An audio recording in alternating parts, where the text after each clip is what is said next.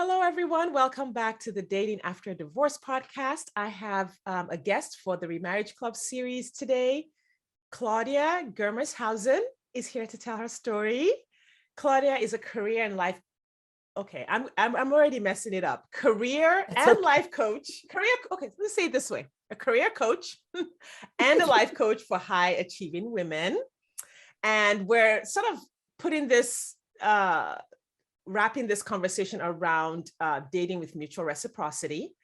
And I bring that up because high achieving women, such as myself, there's all kinds of names for us.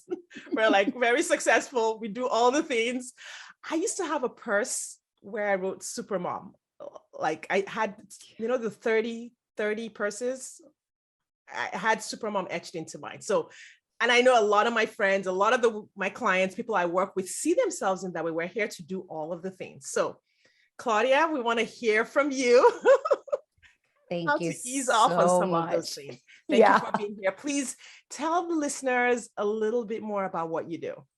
Well, first of all, thank you so much, Sade, for having me. As you said, I'm Claudia Germeshausen, career and life coach. And I really love helping women, especially those women who are super career driven, up level their careers by preparing them for either a significant role change, whether it be within their current organizations or whether they're pursuing opportunities externally. I just love helping people get new jobs that they love. And I have a sweet spot for working moms because I'm a working mom myself.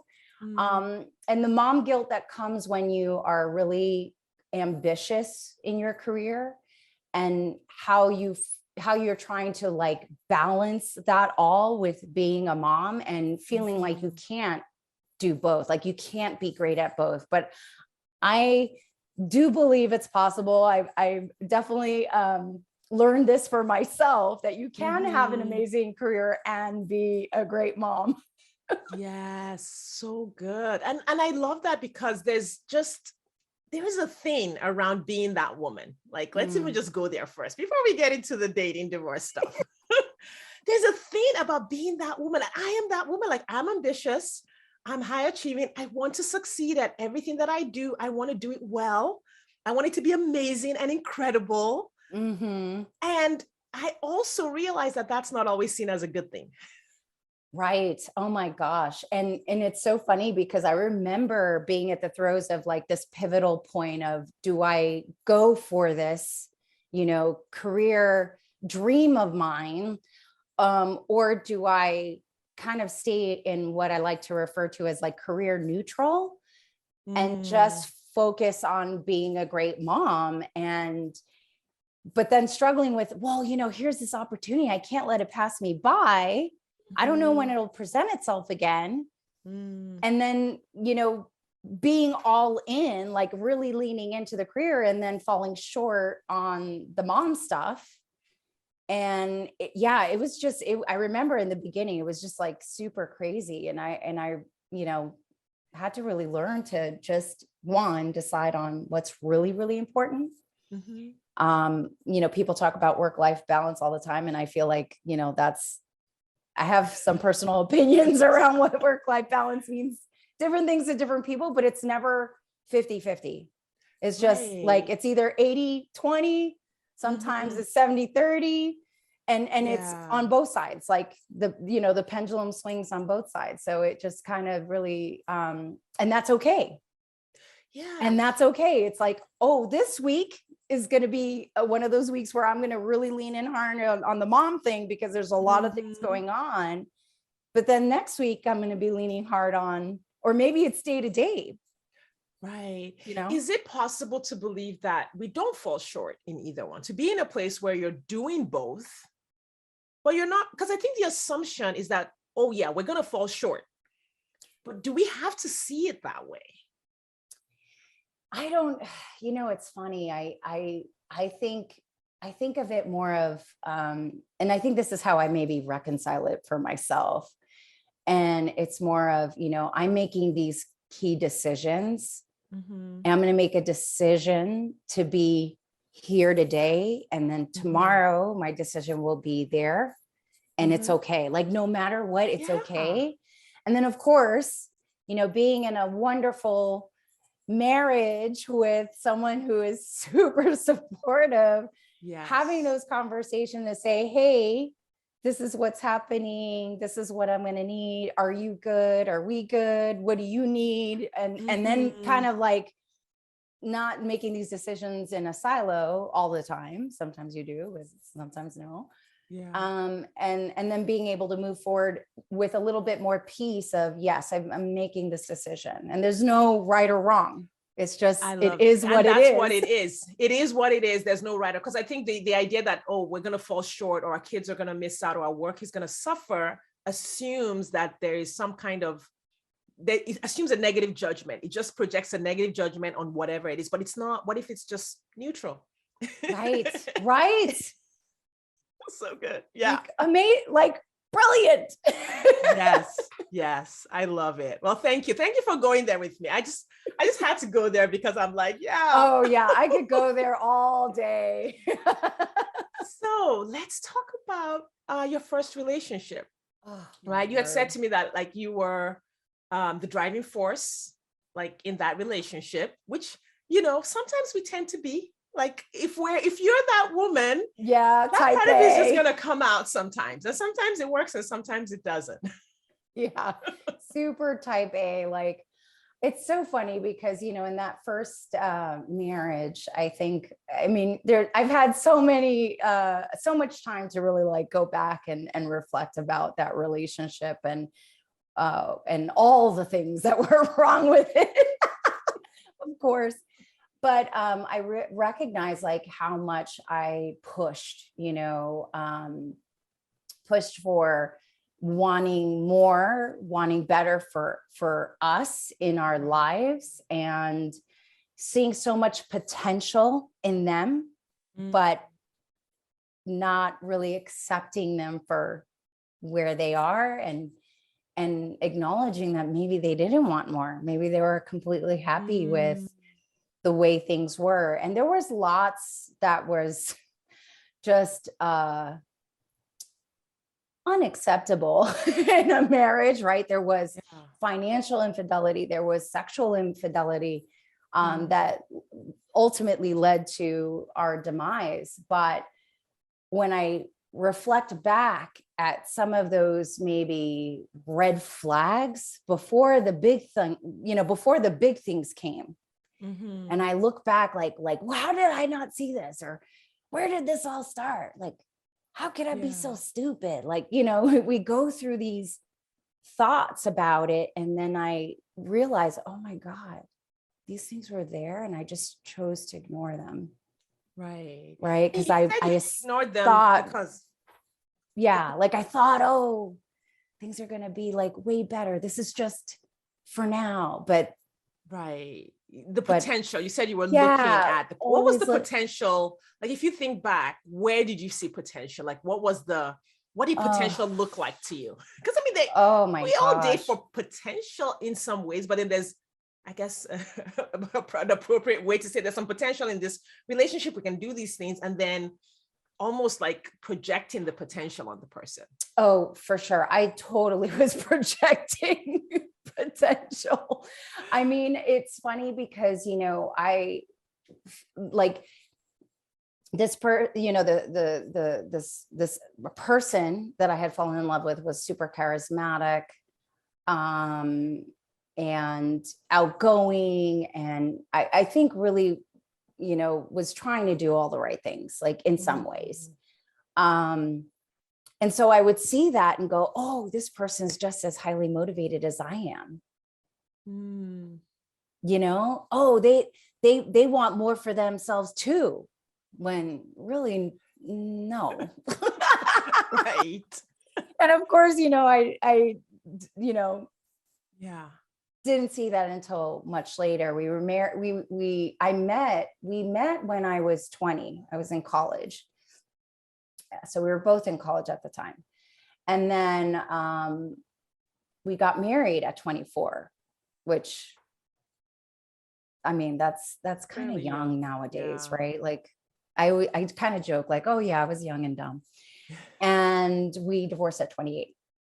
Mm. So when, so even like when that time came at 28, I was, went through this whole period of beating myself up for, not having caught this, not having seen this. How could I be so blind? Blah, blah, blah, beating myself up. And then having this, also struggling with this feeling of starting over, right? Like at 28, I'm supposed to be having kids now. And I was like, and I'm back on the dating scene and I'm like, oh, I hate this. Yeah. Yeah. And when you say young, I mean, I know young is relative. I think in my coaching practice now, I've seen like young doesn't, I got married young. I was 21. So of course that played into a lot of what happened in my marriage. But then I also see people at later ages sort of repeating some of those patterns. And I'm realizing that, it's not so much the age, it's not the youth per se, it's the maturity and even education around what a healthy relationship looks like. Oh God, 100% Sade, because I've got to tell you, looking back, I will not say I was the most emotionally mature at that point, but if we had to compare, yes, I definitely was a little bit more. I hear you. But no, I mean, that's a fact. That's so true. It's not really an age thing. In some ways, I always felt like a little bit of an old soul. Because I was, again, like reflecting back going, wow, I had been like what I believed was the epitome of being a great wife for my entire 20s. So when we did separate and divorce, it was like reclaiming my 20s. It was almost like I didn't know how to act for a little while. Yes. It was like, let me make up for all that lost time. Yeah. Oh my gosh, that's great. Yeah, and that definitely happens. I see it as sort of this weird cycle of like arrested development, of fixing things that were arrested in our development along the way. Because I look at when I was 21 and I say when I was dating and what was going on in my head was probably more appropriate for a 14 or 15-year-old. Like a lot of fantasy thinking was happening even at 21. And when I was in therapy and coaching in my late 30s, early 40s, I realized that, here's a whole bunch of things that got put on hold while I was married, things that I didn't work on within myself. So I realized I had to go back and really work on my self-efficacy, my belief in myself, my ability to be a whole adult in the world. Yeah. And not like need people. So there was a lot of that I saw in myself. And I think we just get tossed into the world like puppies, like, hey, you're good now. You are now 18. Bye-bye. And it's funny too, because if you don't have a lot of examples of a good relationship, you end up just repeating what you've witnessed, and so, it was like, oh my gosh, like so much of this, repeating of like generational cycles that I recognized I didn't want to have a part of anymore. I was like, I don't want to do that again. Right.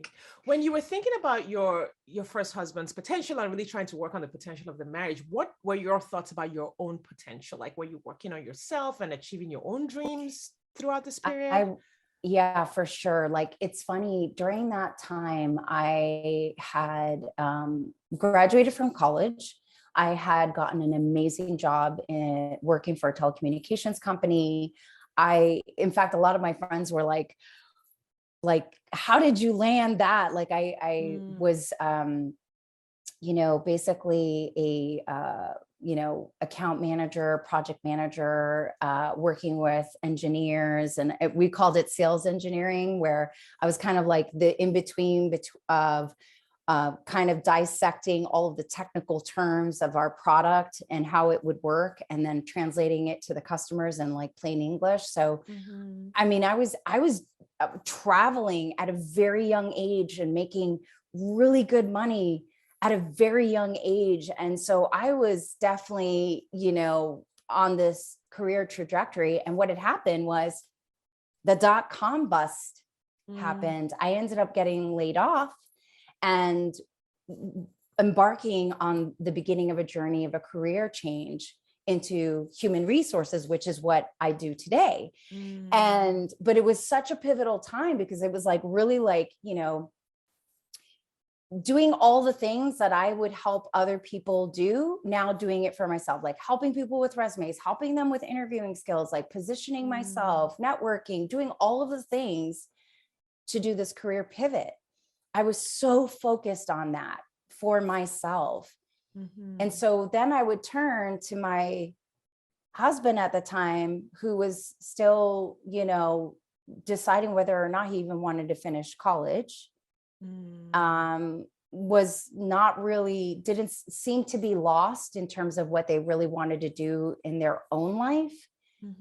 And here I am, for good or for bad, probably mostly for bad, like pressuring him, like, make it happen, like, do it, like, hey, I'm doing this, I'm doing the work, you need to be doing this too, and putting a lot of pressure. And I can only imagine, obviously, reflecting back, how emasculating that was probably for him, because here I was calling the shots, making the money, making the moves, doing the things. And he was just like, I don't know what I want to do. So I have thoughts about the word emasculating. Oh God. And I will say that I think it was even more so prevalent from a cultural lens, because my ex-husband is Latino. I'm a proud Latina as well. And I think there's cultural pressures on top of that really played into the dynamic, right? Because there were times when, even when it came to the money aspect of our marriage, it was like, I'm the man, I need to be in charge of our budget. And I'm like, yeah, but you're horrible with money. Why would I allow you to do that? Right. And then finally letting go and giving him that opportunity to really manage our budget, and then finding out 3 to 4 months later that we were in financial chaos and disarray, because he just wasn't paying anything, including our own rent, getting a warning eviction notice. And of course I did not handle that very well. So there were all of these other kind of dynamics going on, and I can look back on it and kind of almost now sympathize to some extent, like, wow, I wasn't necessarily the most emotionally mature. Neither one of us was perfect, that's for sure. But, maybe we could have done different things, but yeah, it was just, imagine how confusing it must have been. Like, I am earning money and stepping up as an adult. You're not earning money. Like, and we're talking before coaching, before emotional maturity. So, before I'm not advocating any of this. No, I'm just kind of trying to step in and say, okay, it must have been confusing to say, well, if I am the one making money, then obviously I am more responsible than someone who is married and is not doing what they need to do, and wondering how much of that do you take on, and then feeling bad or feeling shame for even having to say something to that person, and then saying something and then feeling bad because you said it in a really aggressive or horrible way. Oh yeah, totally. So I can imagine how confusing that cycle must have been. Oh yeah. And it's funny because, obviously, when you're in a marriage, you say things sometimes, and,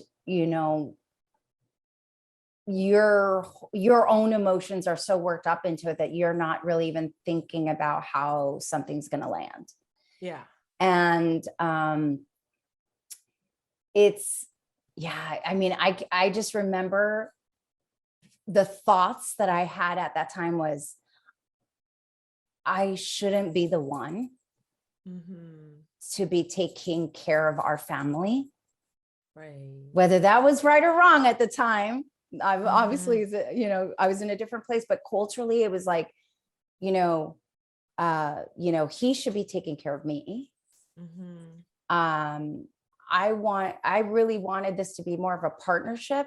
I wanted us to be a team, and there was definitely no sense of team. It was very much like me taking care of all the things and then like waiting for him to just kind of snap out of it or make a decision or do something. And it was really challenging. And, I will say that towards the end of our marriage, he ended up getting a job that, that would in our standards, like, of course, based, I was living in New York at the time. So I'm a native New Yorker. I'm now in California. So things were a lot different back then, but it was like, he's got a good job. He's got like a government job now, working for the city, and, stable pension, all the things. And, feeling some sense of relief. Right. Because, now he's going to be able to kind of bring in his contribution to this marriage. And in some ways, shape or form, I think it empowered him to separate from me, because now he had a new sense of confidence and freedom to do what he wanted to do outside of the marriage. So it was just one of those things where I was like, I thought the job was going to be a good thing. And it was for him, but it wasn't for us per se. The marriage. And so that's when the infidelity happened. Actually, I'll be really honest. Infidelity happened pretty much throughout the entire marriage. I just didn't know to what extent until towards the end of our marriage is when I really started, I don't know if any other former divorcees can relate, but when you start to suspect, you become like a ninja, you become a Sherlock Holmes and cracking all the codes and the passwords. And so that's when I discovered, this is way worse than I had even imagined.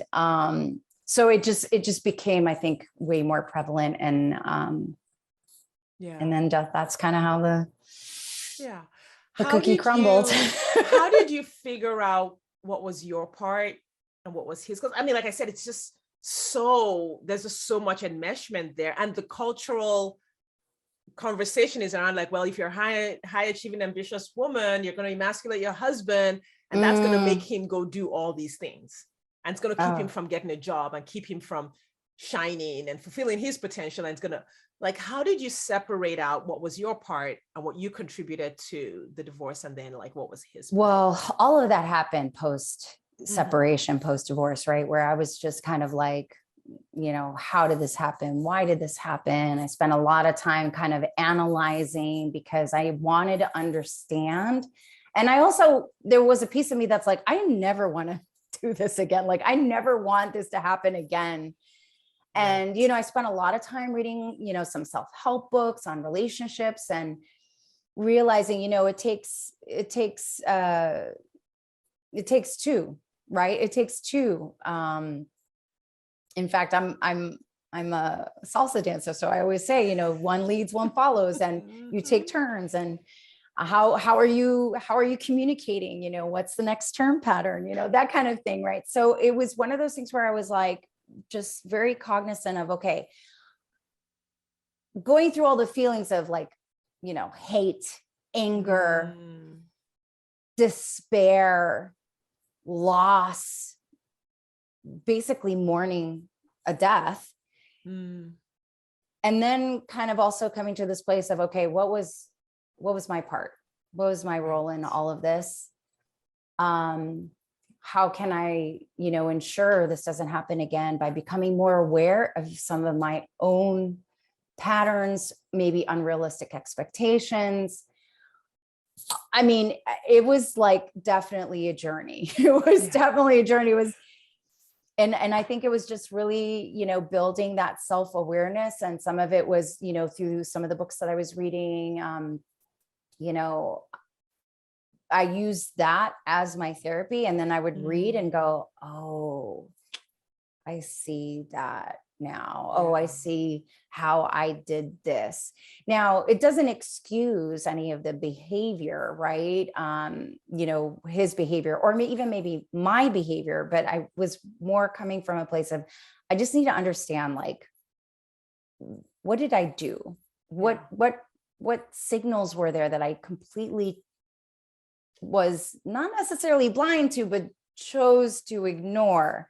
Yeah. So I also say that there's this big piece of women's intuition, that we, whether that's our gut feeling or the spirit within us or whatever we want to call it, right? But I reflected back that I had this just gut feeling right before I got married. It was like, I kid you not, like just mere weeks before the marriage. And I remember even having a conversation with him saying, something's not right. I don't think we should move forward. And he like totally freaked out and was like, no. And I'm like, okay, I thought maybe that was him reassuring me that, things were good, things were okay. Yeah. And then reflecting back, like, oh man, I really should have listened to my gut. That there were some things already happening when we were engaged that I had no idea about. Right. And I moved forward with the marriage because also part of it is our own sense of pride, right? I didn't want to be told that I was wrong. I mean, my parents were totally like, why are you getting married? You're too young. Like, you're crazy. What's wrong with you? And I didn't want to be, I didn't want to be wrong. Right. So I go through. I felt that after my marriage, when the first time I realized you should not be in this marriage, you should probably leave this marriage. And I was like, no, because then my family is going to say you shouldn't have been in that marriage. I told you so. Like that, I will never forget. There was after my ex-husband and I separated, and I had to like go back to my parents' house. Like, and I was just like, this is the worst thing that could ever happen. I'm 28 years old. I'm grown and I'm moving back home with my parents. Like total bottom. Yes. Talk about hitting rock bottom. And I remember looking, kind of talking to my dad and, him, I remember just having this conversation where I was like, yeah, definitely was not good. And, didn't get into the details with him. And he was just, very matter of fact, well, I saw this coming, I didn't want to say I told you so. And I'm like, here you are saying it. Thanks, Dad. Love it. Yeah. And I was like, kind of like grumble, like, yeah, you were right. And I was too prideful to admit that, I didn't know what the hell I was doing. Yeah, I think that comes up for a lot of us in that situation. I think, like I said, it's the emotional maturity that we even use to pick that first partner. And like, we're still acting out a lot of this stuff in these relationships. And it's interesting that you can drive a car, you can get a license. Like, there's so many things that you have to go through to drive a car, so many other things. And then marriage is like, oh yeah, how old are you again? Right. Oh my gosh. Yeah. And, but it's funny. I reflect back. I'm so grateful that marriage ended. I'm so grateful. I feel like a completely different person, from the person that was in that marriage. And the dating journey was another learning. And it was funny because by the time I met my now husband, who is like absolutely my heart and soul, like oh man, like I always say I'm so lucky. But I truly was like, I don't ever want to get married again. Like, I'm good. I don't even care about dating anymore after having some dating debacles. I was like, you experienced some heartbreak along the way. Oh yeah. And I just was like, I'm done. I will lean in to the person I want to be, which I had always aspired for. which is, someone who is in love with their career, loves what they do, being a super successful woman. And I was completely had this image in my mind, like single, powerful, and having lots of fun with my girlfriends, like girl trip. Like, I was like, I am completely okay. I was going to be a golden, I was going to have my golden girls. I'm like, right? 3 golden girls, let's go. 100%. Like, bring it. Like, I was like, let's go. Where are we going to next? Yeah. I mean, just absolutely, completely content. So then what happened? Content with that. How did you do this U-turn? Because you're completely happy and you've got little kids, not little, but you have kids. Yes. Well, it's funny. So, I ended up relocating from New York to California for an amazing career opportunity. And it was very much like, I had some really amazing mentors, and, here I was trying to make this career pivot. And one of my mentors was this, incredible VP at Goldman Sachs in HR. And I even was like, why are you not hiring me, dude? Why are you not hiring me? And he's like, if I could hire you, I would have hired you already, And he was, young and had climbed the ladder. And I asked him, like, how did you do that? And he said, well, I went where no one wanted to go. I took the jobs nobody wanted to take. And I was mobile. I was geographically mobile. So when they were like, hey, take this job in Kentucky, I was like, sign me up. And when no one else wanted to go. And he said this, and it took me a couple of weeks to resolve this within myself. But he said, the world does not begin and end in New York City. Wow. And I sat with that for a couple of weeks, knowing he was right and knowing that it was time to go.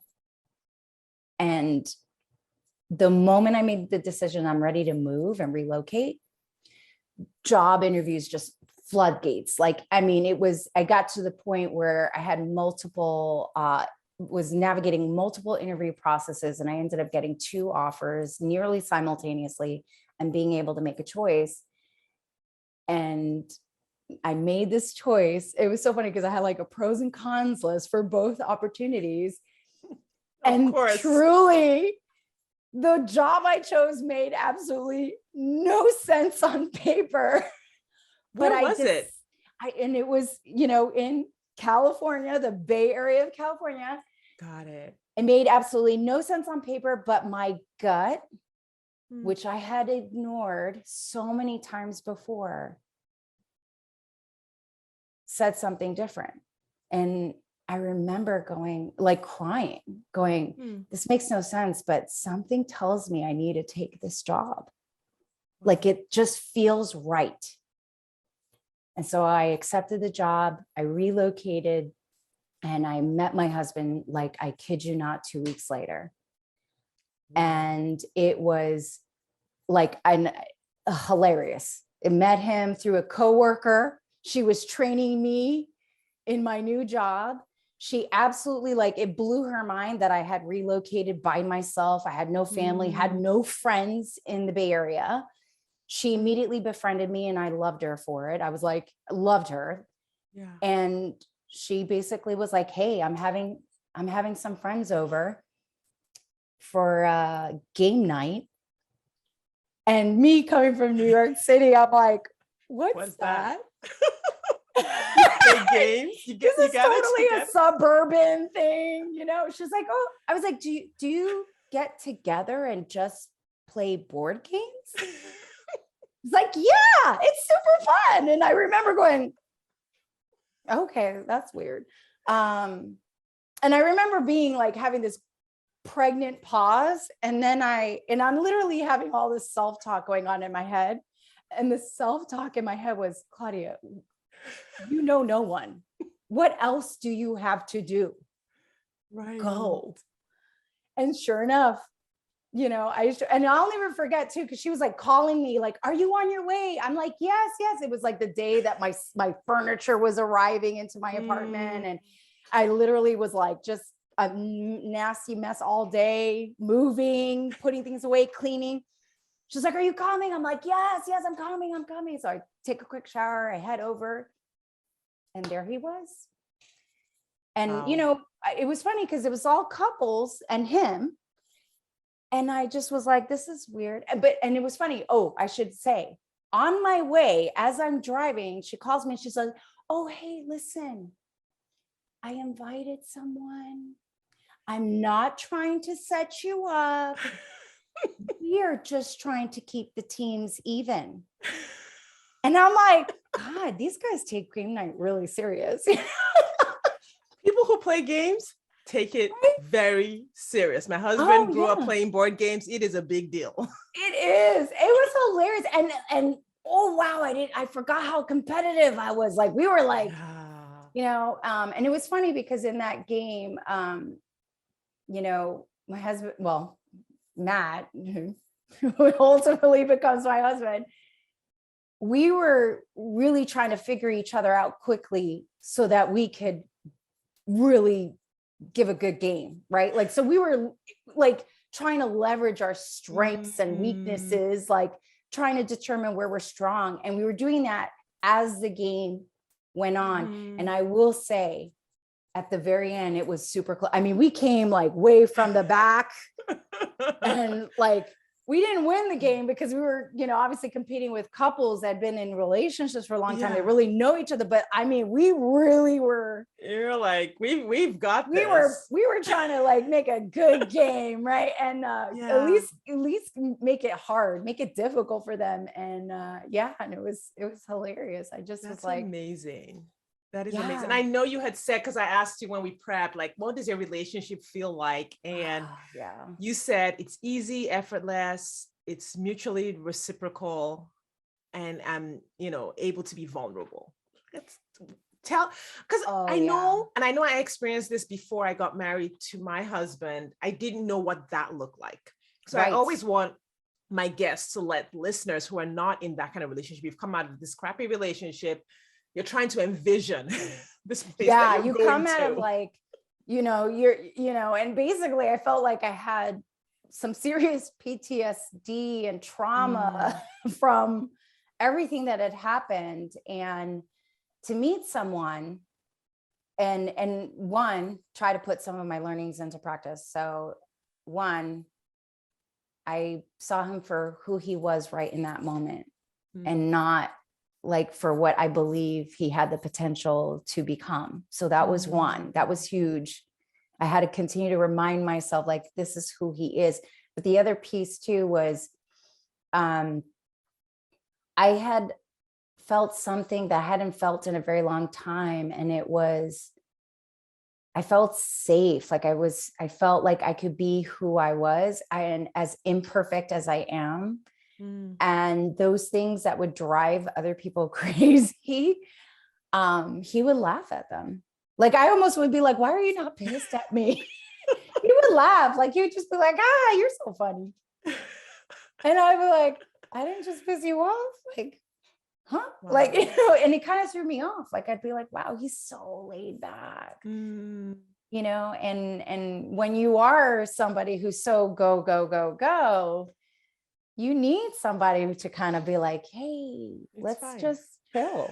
Like the sun will come up tomorrow. Yeah. And we joke all the time that, he will, when he tells the story of how we met and everything, he always would say that, like I came off the plane dazed and confused and he was there to show me around. Right. Like he was very much like, have you ever been to Half Moon Bay?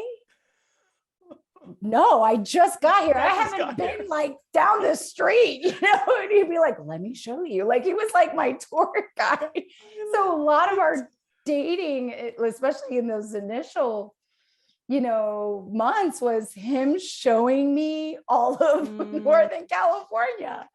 And just absolutely like embracing the moment, and just be like, wow, like so different culturally too from New York City. Yes. How did you bridge the gap between, all right, we're partners at this random date night or game night to like, hey, I want to take you out for dinner? Like, did he ask you? Did you ask him? What happened there? It was funny because a little bit of controversy here, but he was actually dating someone else. And so once I found that out, I just immediately like, and it was funny because of course I'm meeting him for the first time at game night. My friend tells me, I'm not setting you up. So when I heard, oh, he's in a relationship with someone, I immediately was like, oh, like she really meant it. Ooh, I kind of almost felt like relief, like, oh, cool. Okay. Like we're here having fun. No big thing. But he actually kept reaching out like, hey, maybe why don't we all go bowling? Like, and it was funny because my girlfriend was like, he wants to see you again. And so it turned out that relationship was not something that he obviously was really invested in. And, you know, I had a very frank conversation with him, saying, hey, I'm going to put it all on the table. You know, I'm divorced. One of the reasons why there was divorce is infidelity. And I will literally not approach that with like 10-foot pole, like at all. Like I am not saying you need to break up with your person. Because I don't even want to put that pressure on myself. Like, I don't know you. I don't really even know you still. Right. Like, I just met you. So it was like you breaking up with her is not a promise of a commitment from me. Yeah, I was like, it sounds like you are not happy and I'm not the solution to that problem. You know, and I was very like, I was very New York. I was like, listen, I've been around the block, not doing this, da, da, da, da, da, da. And he just was like heard me loud and clear. And I said, we can't do this. This is going to get awkward. You know, you know, this is like a friend circle. And so anyway, long story short, a good month and a half had passed. And, you know, he was still thinking about me, talking about me with friends. And, you know, one of his best friends, who ultimately was was our best man in our wedding, had said to him, you can't shake her out. Like, I have never heard you really talking about someone the way you talk about her. Like, you don't want to be in the relationship you're in. Like, you need to make the call. And so he made the decision to end the relationship and then reached out to me. And that's basically how that transition happened, because I was like very clear, like, I'm not like doing that. And it was funny because in the beginning of our relationship, I, again, was kind of very guarded. You know, I was very guarded, but I realized, like, over time, he was consistently himself. I was just waiting for the other shoe to fall.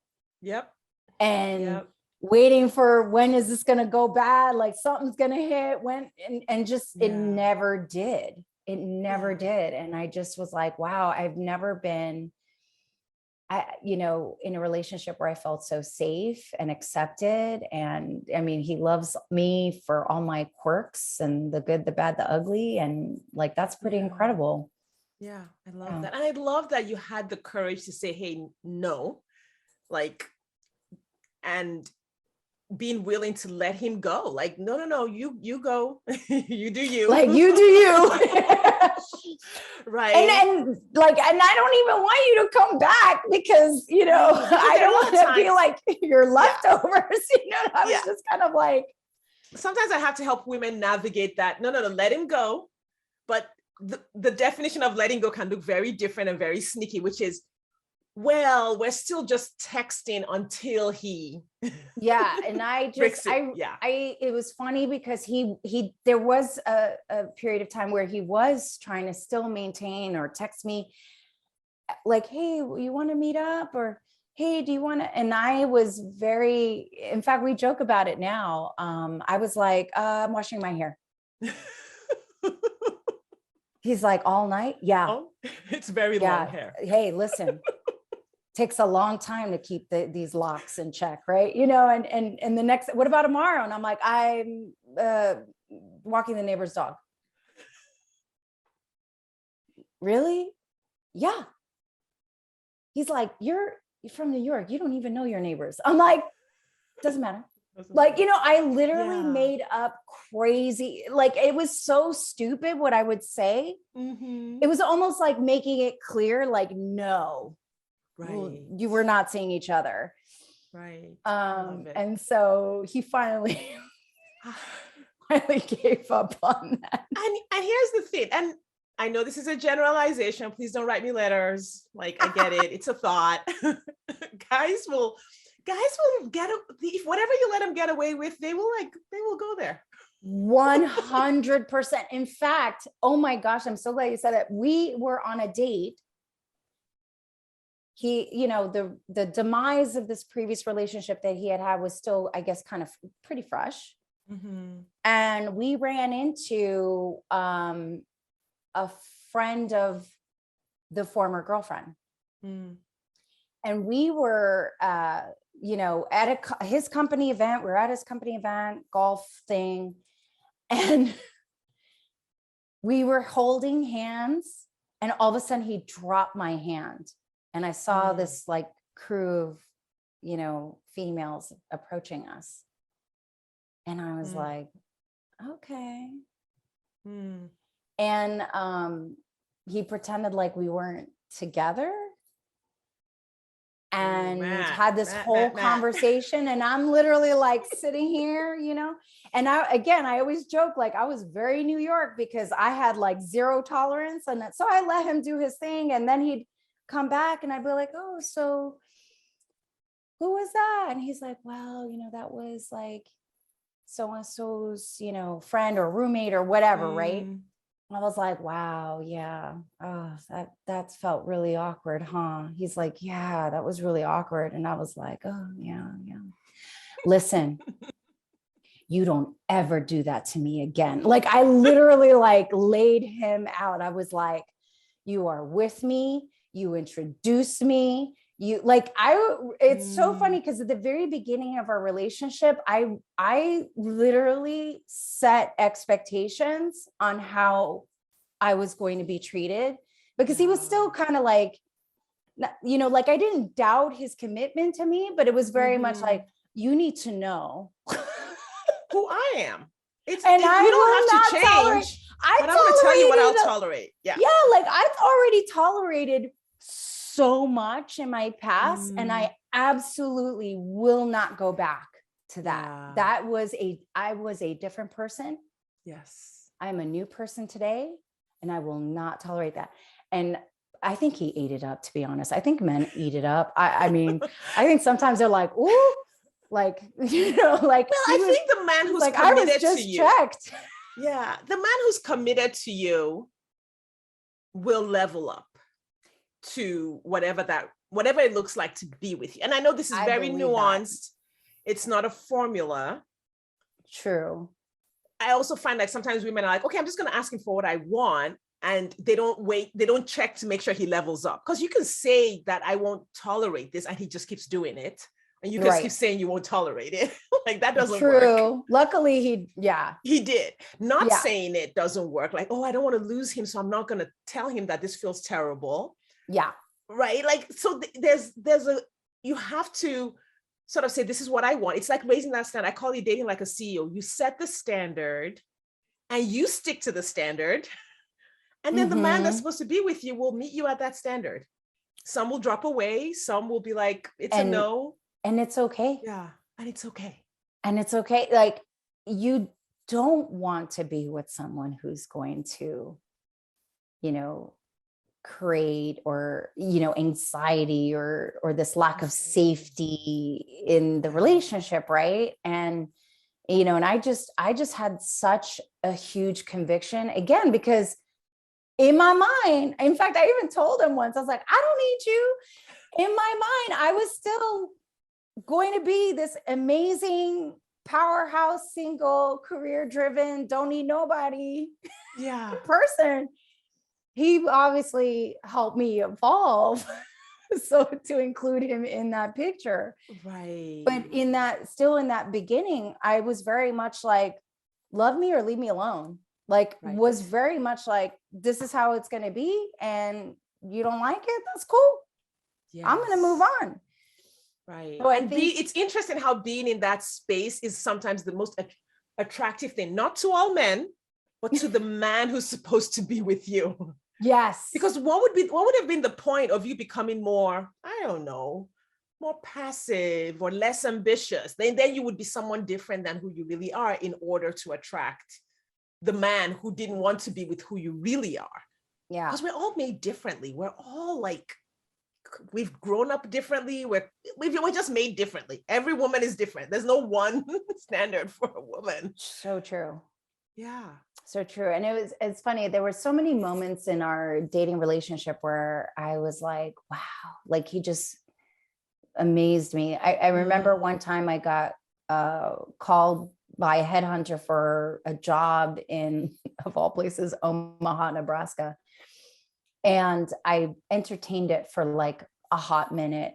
But it was one of those things where I was like, at this point, we had moved in together.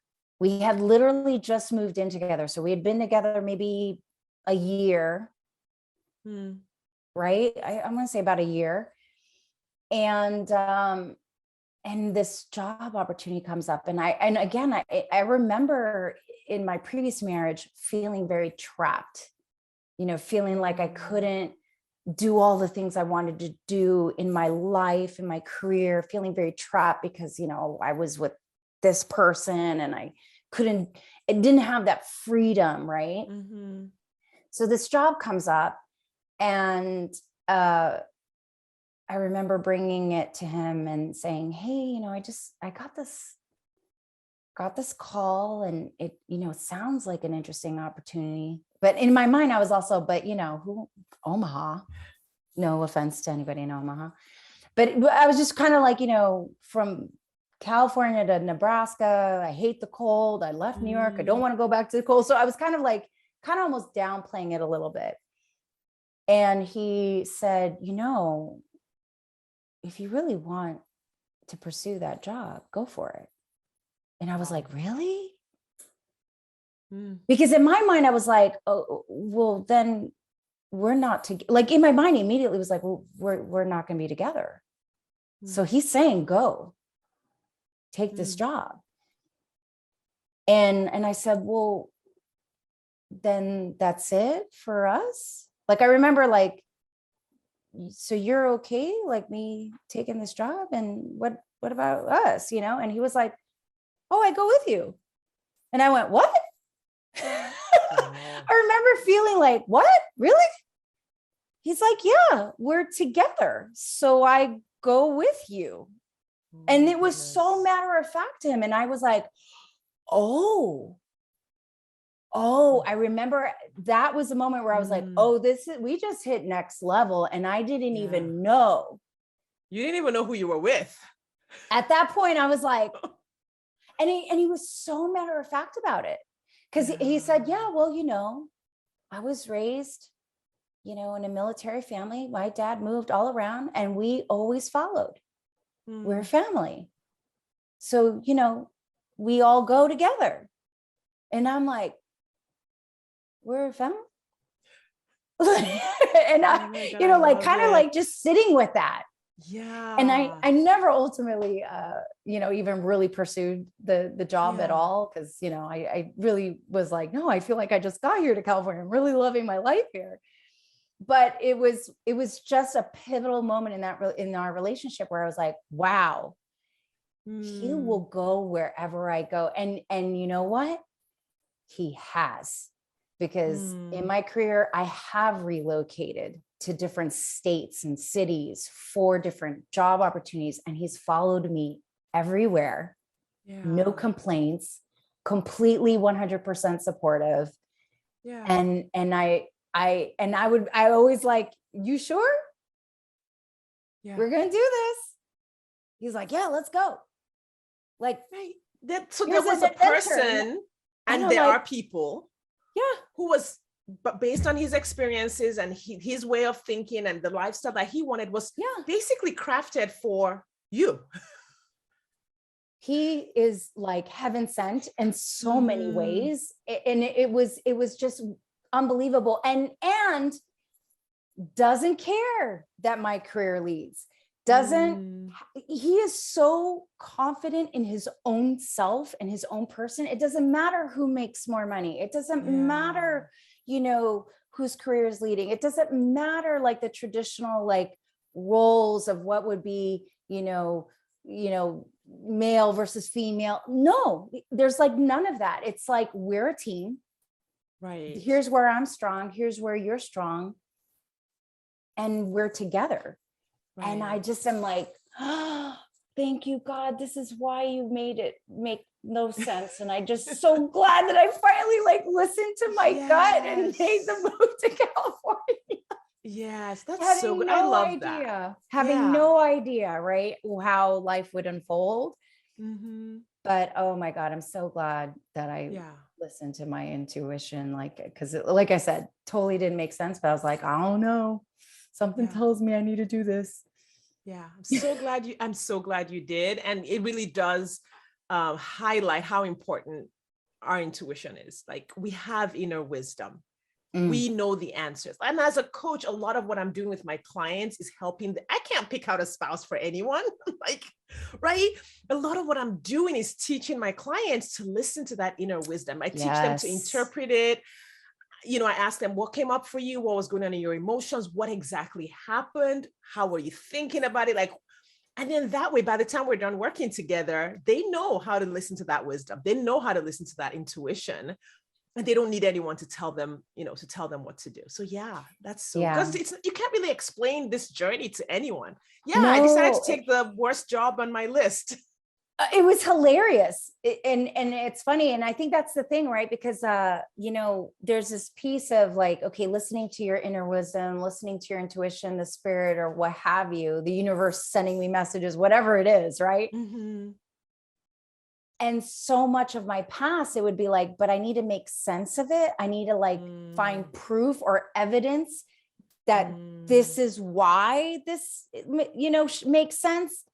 And this is the first, I just started to say, you know what? I made a promise to myself from that first marriage that I would not ignore anymore. Even if I didn't have proof, even if I'm just going to go with my gut. My gut is so powerful. Yeah. And I'm just going to run with that. Yeah. And oh man, thank God. I wanted to say something about proof and evidence. And I know we touched on it earlier about becoming the FBI. When I'm working with my ladies, their gut will tell them this guy is lying to me. Right. And so I actually had a client once, and she was texting with this guy back and forth, and he said something, and she's like, I think he's lying, but I'm going to hang in there so I can catch him. And I'm like, sis, what are you doing? Why? This is not why we're here. Your gut tells you he's lying. You've exchanged a few text messages, unmatch with him and move on. We're here to find your partner. But if there's that instinct in us, like, yes, I'm on it. I got to get the evidence that he's cheating. I'm like, you're with someone from whom you feel cheating vibes. No. Like, just why? Keep moving. Why? Like, and it's like, do you really want to know? Like, do you really want to find out? And then what? Then you're going to leave him. How about you just break it up now? And I'm talking about women that I'm walking through dating, not marriages. Like, why are you waiting around to find out and then break up with him? You could break up with him now and spend the next 6 weeks meeting someone new. How about that? So I love when you talked about evidence. I was like, I got to say this. Yeah, well, because, I think we all have this tendency where we're like trying to like legitimize our feelings.